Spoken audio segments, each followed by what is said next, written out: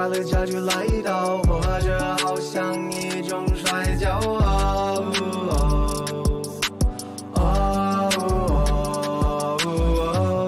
路上绕了全城市，我不倦跑了，终于到了，老朋友才没有少了，真朋友越来越少，我理解越来越好，希望咱赛跑之后会一起庆祝 ，But not now。这个比赛不是短跑，马拉松需要承诺。来过来过来过了，我来了，为了竞争，我不会退休 ，No sir。这竞赛是个 lifestyle， 我承许 I get older， 但我还一直跑。Hi everyone, welcome to the Philadelphia Asian American Film Festival live stream. My name is Sunny Huang and I'm a volunteer programmer who focuses on the Pacific Showcase. Today I am so excited to be moderating today's filmmaker Q&A for our centerpiece narrative Waikiki with the director and writer Christopher Kahunahana. So welcome, Chris. Hi, how's it going? Thanks for having me. Good. Yeah, of course. The PAF stuff just loved your film. And Thank you. It was just a really stunning film. And to quote some of the reviews, it's arguably the most important feature film ever by a Native Hawaiian. And you create a fluid sensory experience. And it's a Lynchian look at the dark side of paradise, a gut-wrenching analogy for contemporary society and the far-reaching impacts of exploitation. And personally, what I found beautiful and striking about your film is that it is the epitome of what film tries to do, which is build empathy in the audiences for the topics and the struggles and the characters in your film. So yeah, thank you for your important work. Mm-hmm. Thank you. So our first question is, you've spoken about how you wanted to shed a light on the truth of Waikiki and themes of Indigenous intergenerational trauma and its relationship to the land. You were also working on another project at the time. So why did you ultimately choose to pursue this project, Waikiki, as your future debut? Oh, well, honestly, this Waikiki, the film, came out of a screenplay that I was writing called Karaoke Kings. And Karaoke Kings was the project that I got accepted into the Sundance Indigenous Labs. And I was working on that for a while, but it felt like, to me, the project kept getting bigger and bigger, and I felt like it's getting farther and farther away. Like felt like it would be impossible to produce, just as a debut feature. So I kind of pivoted and cherry picked a lot of the scenes from Karaoke Kings. I posited these characters in the world of Karaoke Kings, but a week before, and so it's kind of like a prelude, or it's the pre Karaoke Kings. And I don't know if I'll go back and make Karaoke Kings, because it's just like, man, I don't know if I want it. I mean, I could. We'll see. We're working on it. There's a lot of things. How did you know that this was the story that your heart or your community or anyone else important to your community and life wanted you to tell? It's a good question. Honestly, when you're making a film, you can't actually think about it. I don't try to think about it that way. I don't try to see how it will do in the market. I didn't try to run it past people and see if this was something that needed to be told. You kind of have to just work from producing a film or applying yourself to something you want to see made, right? So it moved me, and ultimately I think that's the goal, and it's the gauge for me. It's like if it feels right for me, then I'm hoping that people will feel it too, But I kind of didn't get a lot of advice going into it. I kind of just thought this is something I wanted to say at the moment, But it took a long time, so as everyone knows films do. It took like years. But fortunately, I think the timing ended up being better for the release of the film. And I think some of the issues that we deal with in Waikiki aren't real. Uh, People don't want to talk about some of these issues, Mm. and I think prior to the pandemic, people didn't want to look at Waikiki and tourism as possibly an issue, right? They only saw it as like the golden calf, like it's like it's like one of the biggest money makers for the state. It's like it's the economic driver of the state of Hawaii. So I think it was kind of unpopular. Mm. Fortunately, I mean, one good thing that came out of the pandemic was the Waikiki was shut down, and so people weren't Mm. traveling to Hawaii, and so the reefs grew back, the fish returned. Wow. Yeah, it was amazing. In like a year, fish populations that we've never seen in like decades were all of a sudden they were there on the reefs. And I think it also gave like Hawaiians and local people an opportunity to see Waikiki in a different light. Having experienced it separate from what it normally is like it's this crazy madhouse, constantly packed. It's we have 10 million visitors a year, so it's like it's I think giving people of Hawaii a break and a moment to breathe and see Waikiki like it's actually a beautiful place. Mm. Is this the right usage? Is this sustainable? Is this the correct way we should be treating our resources, right? So everything's Mm. I think people were more accepting of Waikiki, now than prior to it coming out, prior to the pandemic. Yeah. Do you mean that people were more accepting of your film Waikiki? Yeah, I Or think they're more accepting to look at and question whether the way we use our resources here is the most sustainable and correct way. Our correct relationship to the land, to our water systems? And I think prior to that, people didn't want to question whether you know there were negative effects of tourism. And I think from the pandemic, people are talking about sustainable tourism, like how to limit tourism, how to um, notice the impacts that it has on our resources. And I think these conversations came about because of the pandemic specifically. And then I'm hoping that people, after watching the film, will also be able to question the same things. So I think they went hand in hand. Like, Waikiki kind of encourages people to look at the way we use our resources. Mm-hmm. In another Q&A, you mentioned how you spoke to the lands and the oceans and rocks and to help inform your film, or it helped provide some sort of support for you as you were creating your film. Could you speak more about that process, or how that helped you, and how your spiritual beliefs and your Native Hawaiian beliefs helped guide you and support you? Yeah. So it's like I said, when you go into a project, I didn't really ask anybody, but it's not true. I mean, I asked my kupuna, right? It's like my ancestors. I asked the people who came before me, what they felt, if this was the right story to tell, and that helped me decide for myself and whether it was the right story to tell.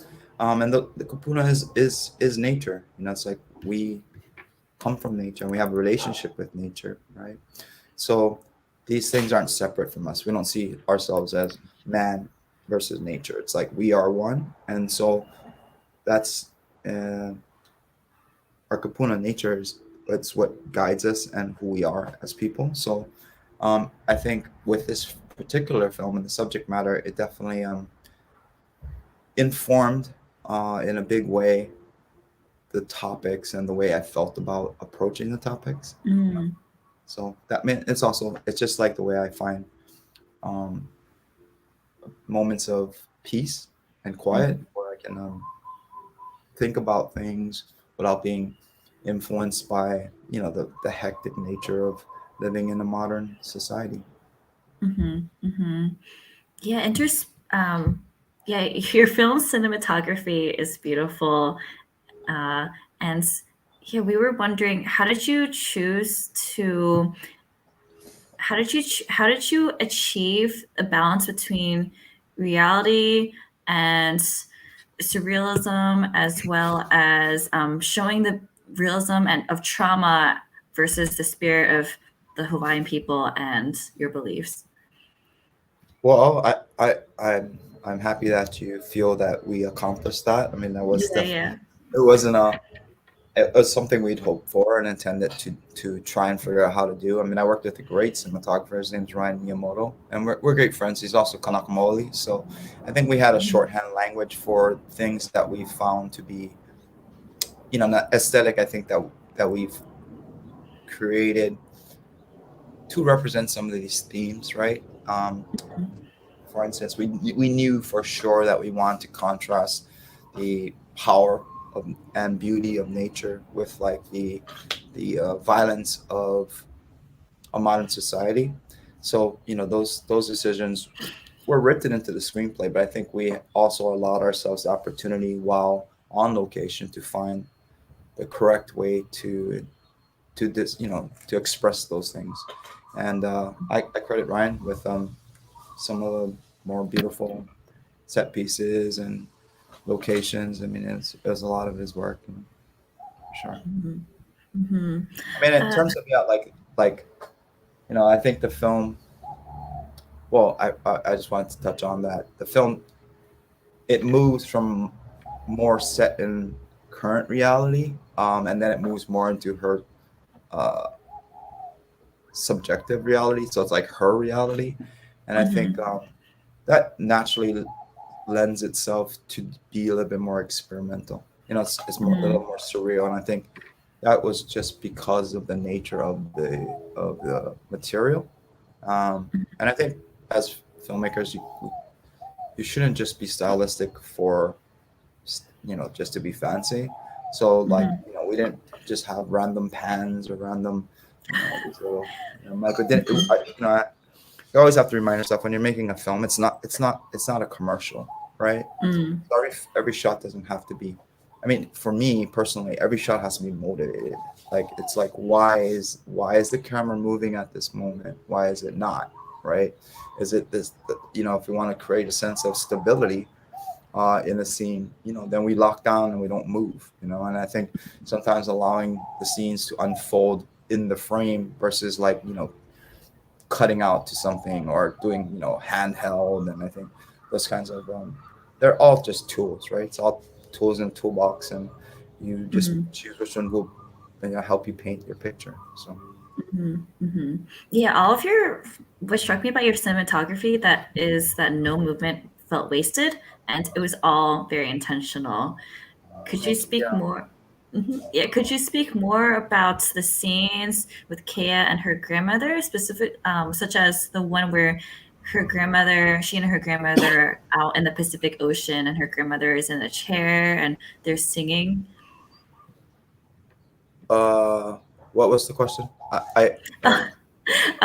Could you speak more about the scene where Kea and her grandmother are out in the Pacific Ocean, and her grandmother is in a chair, and Kea is standing in front of her, and they're both singing? Yeah, so that was like, I didn't want, it's like everything in frame has to have a purpose, right? So I kind of wanted to leave a lot of space. We said that there's only two things that are important. It was placing the two characters and creating their relationship and their closeness as grandmother and grandchild, Kupuna and Keiki, and also I wanted to place them within the context of nature, right? So it's like every time we show that relationship, I want to show that it's Hawaiian's relationship to nature. So nature is actually our kupuna, right? So the grandmother is part of nature. We're part of nature. And so the film's about moving away from that connection, which we tend to do because of just the way things are. It's like everyone's too busy to recognize and remember those connections that we have to the land, to the ocean, So I think that's one of the beauties of Hawaii. You know, we can remind ourselves that we have that connection. And so, Mhm. yeah, those scenes I wanted it to feel stable, but I also, later on in the film, I want them to feel close, you know, so we start off very wide. And so we established their relationship to nature. They're just a little piece of this whole Mhm. grand, you know, beautiful setting. And then we moved in closer to, you know, have people feel that connection between the two characters. Mhm. Mhm. Uh, ha, we were wondering, how did you, who was this film made for, and what do you hope audiences will take away from your film? Was the first part of the question? I sorry, you broke up. Is it the first part of the question? Who was it filmed for? Oh yeah, who was this film made for, and what do you hope audiences will take away from the film? Um, well, I mean, I hate to sound weird, but I kind of make films for yourself. You know, it's like you kind of gotta. I mean, I don't think you can really game the system. I mean, you can, but I think you end up with like a product versus something that's personal. You know, like that's like yours. You know, and I kind of made it for me because these are things that I wanted to discuss or help me figure out. You know, like how I feel about things, and so yeah, I hope it doesn't sound weird, but I made the film for myself. You know, what I hope people get from it, I hope that they, because I hope that I was successful in expressing my connection to the ʻaina, the land, and I hope people take away from it that um, we need to reconnect to the land. You know, without the land, we're nothing. You know, so there's like a piece. I think this is like the whole movie's theme wrapped up in it. Says Heli Kaina Hekawa Kikanaka.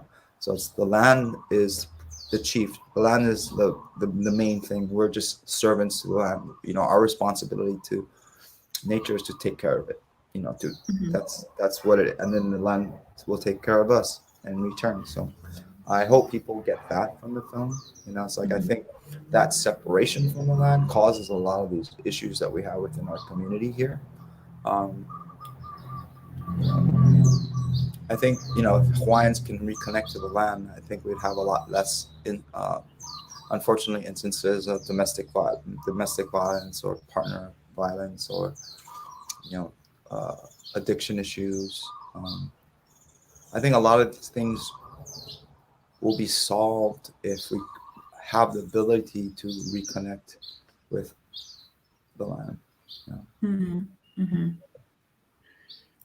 Uh, how is how do you how do I phrase this question? How do you think Kaya's relationship to the land evolves through the film compared to when you first started writing the story towards the end, like during post production and as you go on your tours? How did her relationship to the land change? Yeah. I think in the film, the character Kea, I think she forgets, how necessity to reconnect to the ʻaina, right? And she kind of, doesn't have that connection to her culture and language that she had as a child.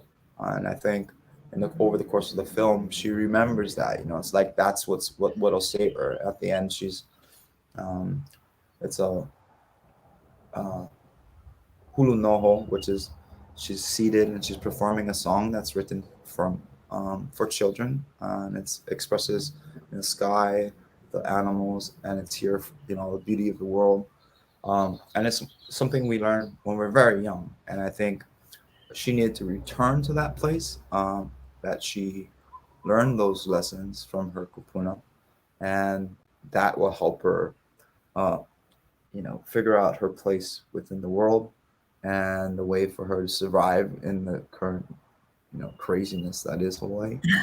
So, Mhm.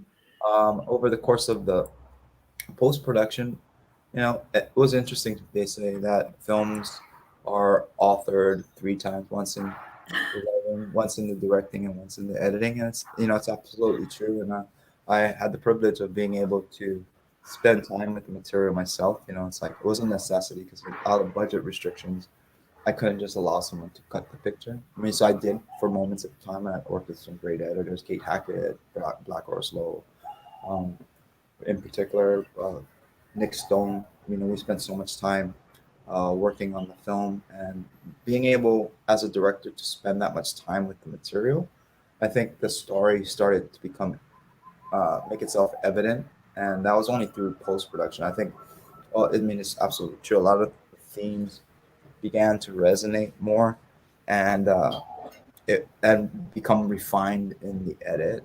And I think we were able to find, I hope we were able to find, strike a balance between the surreal nature of some of it with, but it's grounded in her reality. You know, and that was like something that was challenging to do. It's like sometimes we'd go a little bit too far in the abstract surreal zone, and then people would lose track of what the narrative was and why those moments were important. Sometimes we put, you know, take out too much of the magical realism of those moments, and then all of a sudden the story would feel very ABC, which I didn't feel was the correct way to tell this particular story. You know, it's like I felt that we needed to have the audience be able to experience the world through her eyes. You know, and I think the only way to do that for us, well, was to find that balance between the more, you know, strange Lynchian types of elements and the stability of a straightforward narrative. Mm-hmm. Oh, what do you hope audiences will get at the end of the film where she's in the grass and she's either at a very low point or at a very high point, and her husband or her ex-husband is looking at her, just very sad?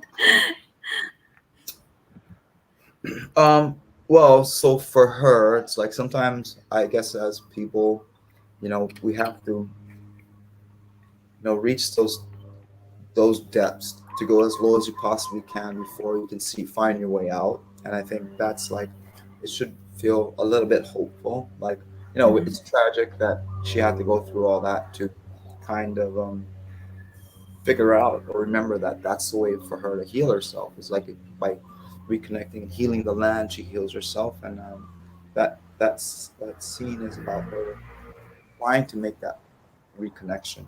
You know, um, and then it's also at the same time, you know, it's like in life, you know, there's a thing like, what's your relationship status? And it's like complicated. I'm like, well, yeah, their relationship, theirs is pretty complicated. You know what I mean? It's like, I know that the Brandon boyfriend character, although he's abusive, I know he cares for her as a person, but I think he's just ill-equipped because he's experienced so many. He's also a victim of society that only values, you know, us for our labor.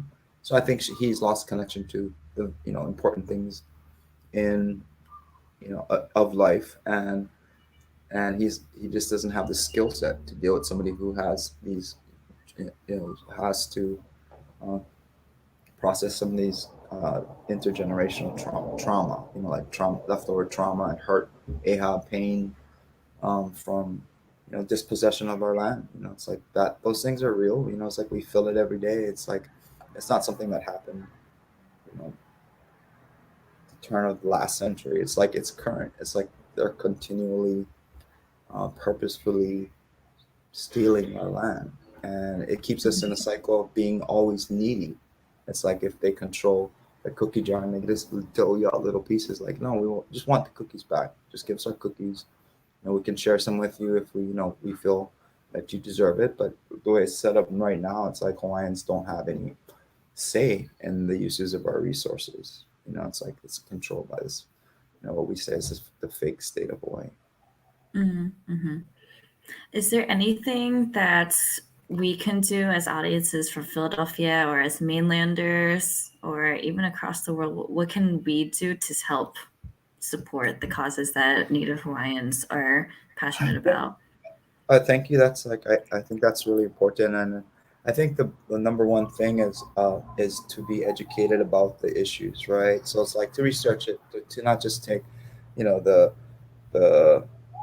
you know propagandic version of American history as if, you go research it. It's like you'll find like the Kuwait petitions, um, at the time of the overthrow. 99% of the Hawaiians wanted, were against the United States annexing Hawaii because they wanted the Queen to retain its power and Hawaii to remain a sovereign state. And so there's those things, like just being able to research. I think once you allow yourself, once you start peeling back those layers, you're like, wow, this stuff's pretty deep. It's like it's insidious. Like it's like there's and then you'll see how it continues today, and you find your place. You'll at least be more empathetic to struggles for Native Hawaiians to regain our sovereignty, or continue our sovereignty, to express our own sovereign selves. And when you educate yourself, you realize like there's historically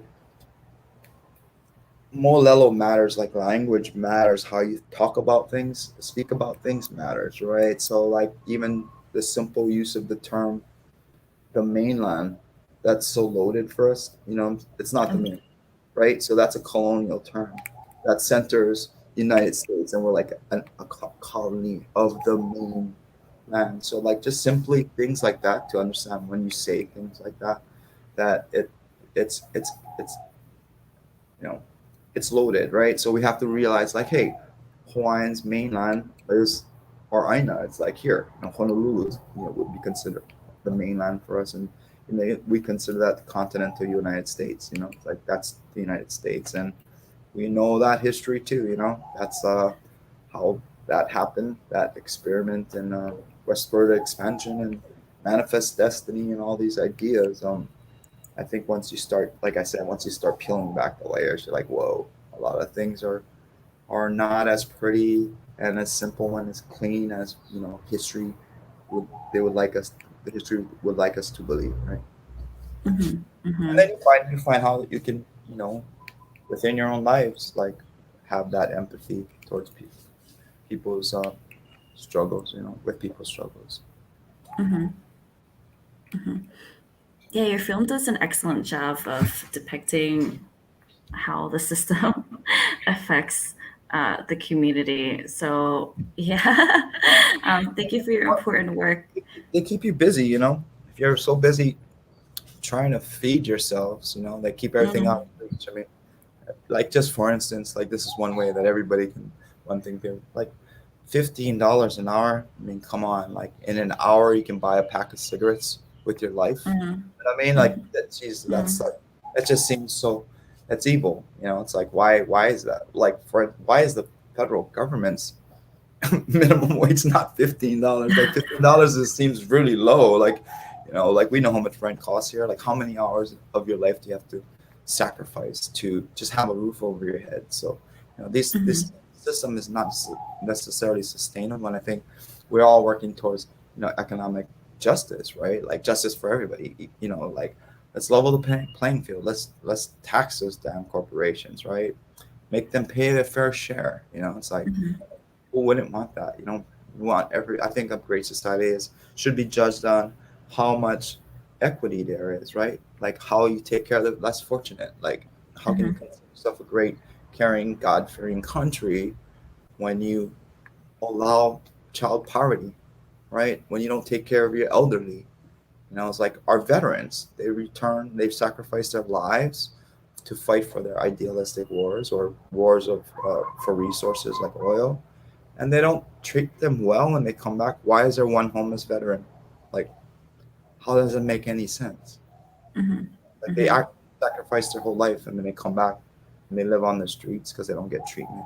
It's like, it's insane. It's just So I think there's lots of ways that we can all help and find those areas where you think you can make the most impact, and I think pursue it, because we need everybody to do that, right? Like, as Kanaka, we're fighting for our particular issues that we have, rights that we want, like our land back.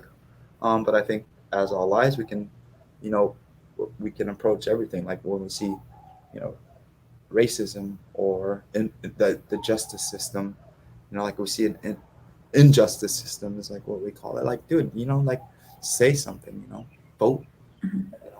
tell your senators like, hey, this is not fair. Why are things this way? I think those everybody's little efforts will make great impacts, and we can all work on our little areas, and that's what we need. We need a big hui of people working together towards common goals of equality. So I think that's Mhm. the I hope people would find a way to, contribute to the greater good of our society. Mhm. Mhm. Yeah, poverty doesn't make angels out of people, yet the people and the institutions that Right. do have the power, they're not the angels. Yeah, exactly. So, Like people who are starving, they're like more likely to commit crimes to feed themselves. It's just the basic necessities. And like mhm. people who have access to free education don't necessarily have to go into the military and sacrifice, potentially dying to get an education, right? Mhm. So those things are Mhm.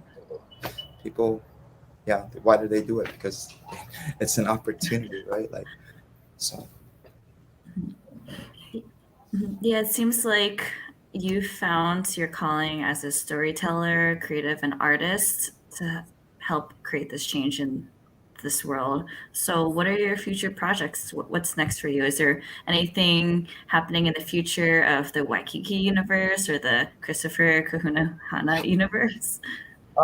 Yeah, I think we well we still have a few more festivals for Waikiki, and then we hopefully will have a wider distribution.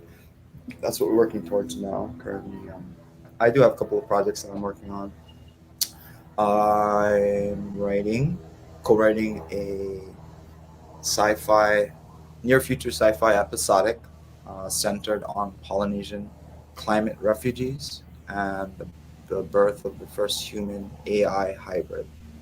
So it's like a long-term project that I've been working on. We've been working on for a while, and hopefully, I think that I hope that story will resonate with people. As we're just having that climate thing, so Mhm. that climate thing, like yeah, we're just facing extinction. No big deal. No big deal at all. We're Mhm. gonna destroy our, uh, ecology.